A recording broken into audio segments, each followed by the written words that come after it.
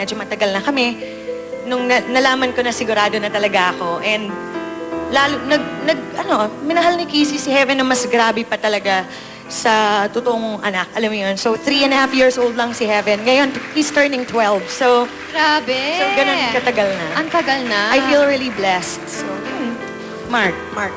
Ako nahihirapan din ng konti dahil syempre yung bad habits ko, kailangan kong baguhin. So, mahirap yung baguhin. Ano yung bad habits that was a struggle for you to give up? Marami. Like, not reading good, not working out well. But I learned, yung isa, yung darker past ko ng konti, mahirap din yun. Yung mga pinagbabawal na gamot. Drugs. Araw, yan. Siyempre, nahirapan din akong baguhin yun. It must have been a struggle. Paano mo sinimulan? Stop ka. Pagka-stop mo, anong gagawin mo?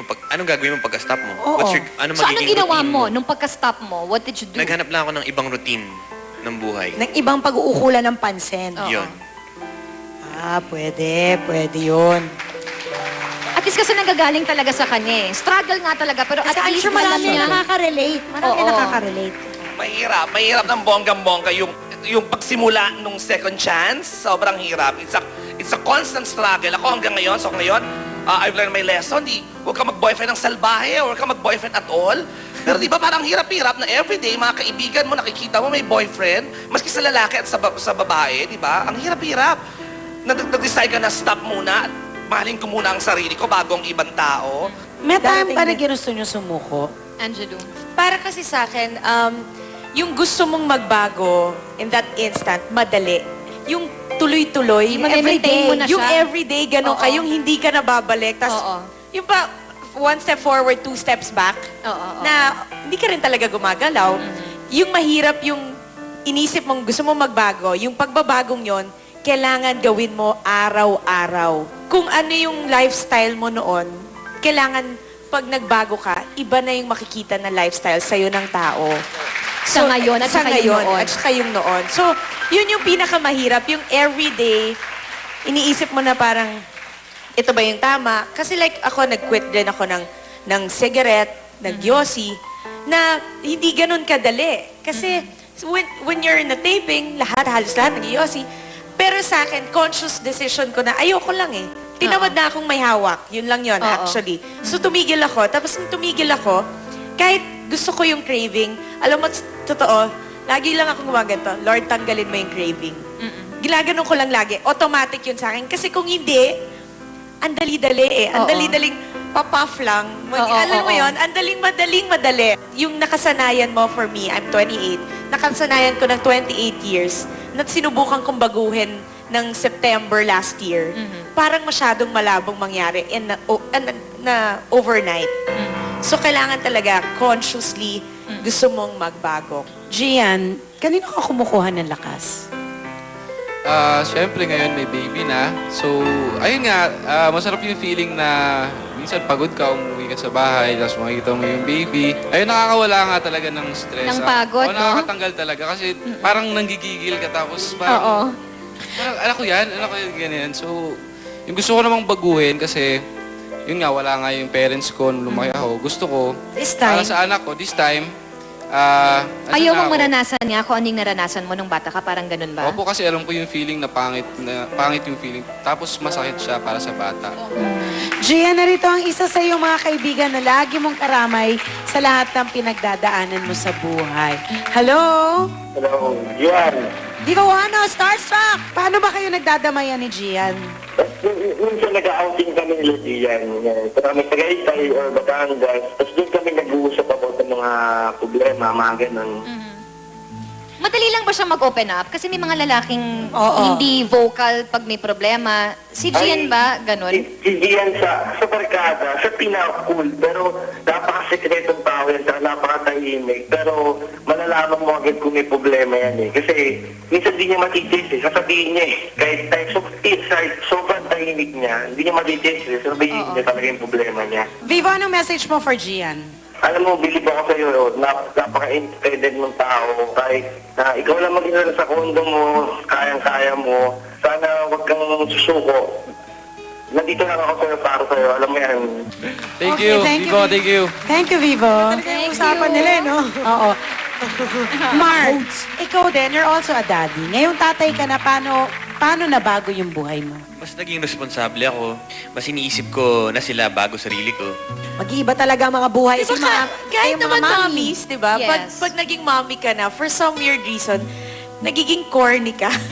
Nagiging KJ ka. Kung noon gusto mo mag-rides ng mag-rides. Oo. Ngayon minsan parang, hindi, sige, dito na lang tayo sa baba. Hindi kasi parang di ba natatakot ka na baka may mangyari sa'yo? May Na mangyari hindi pwede sa'yo, may mangyari pero sa'yo dahil bata pa yung mga anak ko. Parang ang ganun. nakakatawa, it's not conscious. Hindi siya, Automatic, hindi mo ano? siya iniisip na parang, ay, baka may mangyari. Yung, wala lang, parang, wag na lang, okay na, dito na tayo mga bata, mga gano'n. Oo. So parang gano'n. Pero it makes you, I guess nga, pag nagiging... It's not saying that, come on, everyone, have a kid, no? We are still, and saying na masyado lang kaming nagmadali. Hindi pa rin siya tama. Kung nakapaghintay, sana naghintay. Pero dahil naranasan na namin and nasa point na kami na hindi mo na naman pwedeng ibalik talaga yung mga bata, di ba? So, nakikita na lang namin ngayon yung kagandahan ng nangyari sa amin, hindi na yung kapangitan, di ba? Para siya nagiging blessing. Yes. You treat it as a blessing now. Marami pang kwentong inyong kapupulutan ng aral sa buhay sa aming pagbabalik. Walang BBQ. You said you got me.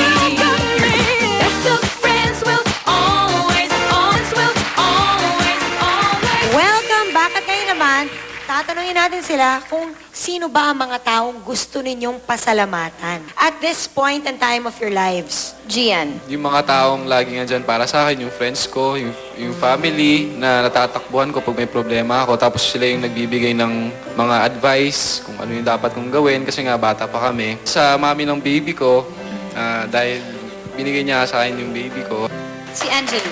Ako, unang-una, yun nga, dahil natutunan ko, of course, si Lord Jesus Christ first. My mom, syempre. The fans that still support me. And si Tita Viana, kasi siya rin yung nagbigay sa akin ng second chance ko for my career. And, ayun, GMA, kasi nagkaroon din ako ng show dito. Lahat, marami akong gustong pasalamatan. So, yun, syempre, and with my kids, every day, I thank them. Kasi sila rin talaga yung nagpapalakas ng loob ko and nagbibigay sa akin ng hope every time I see them. So, thank you. Angelo, ito yung isang tao na naging kasangga mo sa lahat ng iyong pinagdaanan. Hello? Hello. Hello, it's your mom, Mommy Flor. So, Mami, ano po ang message nyo for Angelo? Si Angelo, nagpapasalamat ako sa kanya. Ngayon, isa na siyang tunay na Kristiyano. Alam niya na yung born again. Nagbabasa na siya ng Bible. Kaya yun. Mami. Thank you, Mommy. I love you. I love you rin, Angelo. Thank you. Thank you po. Thank you. Ayun. And syempre yung hindi naman from the time I started showbiz, si Angelito, he has been with me for Oo nga. 15 years. Ilang years ka na ba sa akin, Angelito? Oo Ayan. nga. Mark, paano kayo tinutulungan ng mga taong nasa paligid nyo? Minsan sa boss nila, natutulungan nila ako. Minsan sa material na bagay din. Ganon.